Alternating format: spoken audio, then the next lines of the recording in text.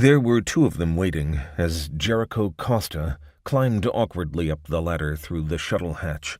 A young ensign and an equally young crewer second class, both clothed in shiny black and silver Pax military uniforms, the glistening red and blue threads of the Kamataji's insignia pattern swirling with arrogant pride across collarbone and shoulder. "Mr. Kosta," the ensign said, his hand twitching halfway into an automatic salute before he seemed to remember the man facing him was a civilian. "Welcome aboard the Kamataji. Commodore Leshy's compliments. He'd like to see you on the command deck immediately."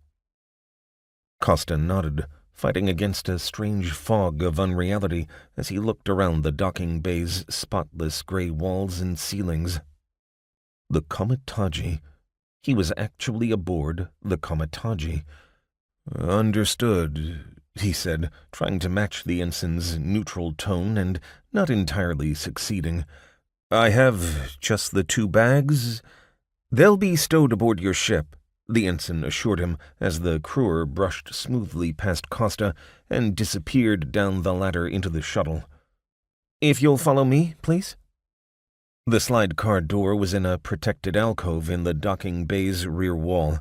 The ensign ushered him in and keyed a switch, and they started up toward the center of the ship, toward the center of the Kamataji.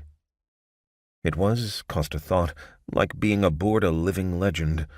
Not even the crystal-walled towers of academia had insulated him from the stories of the huge ship's military victories, and even if they had, the 8 weeks of intensive training he'd just finished would have quickly remedied any such omission.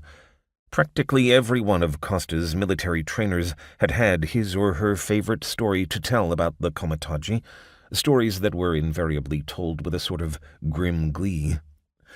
For the military, as well as most ordinary Pax citizens, the Kamataji was a symbol of pride and glory and power, a symbol of the protection and strength that was the Pax. To be traveling the corridors of a legend would have been impressive enough. To be traveling the corridors of a ship that had achieved such legendary status in barely 5 years of active service was truly awe-inspiring. The trip to the command deck seemed to take an inordinately long time, even for a ship the Kamataji's size, and to be unreasonably complicated besides. It added an extra tinge of nervousness to Kosta's already mixed feelings about his place in this mission, and it was only as they switched slide cars for the 3rd time that it finally occurred to him that the inefficiency was probably deliberate. On a warship, it didn't pay to make critical control areas too easy to get to. The command deck, once they finally arrived, was just as Kosta had pictured it. A long room filled with consoles and black/silver-suited men and women working busily at them. He looked around, hoping to spot the captain. "Kosta?" A voice boomed down from above him.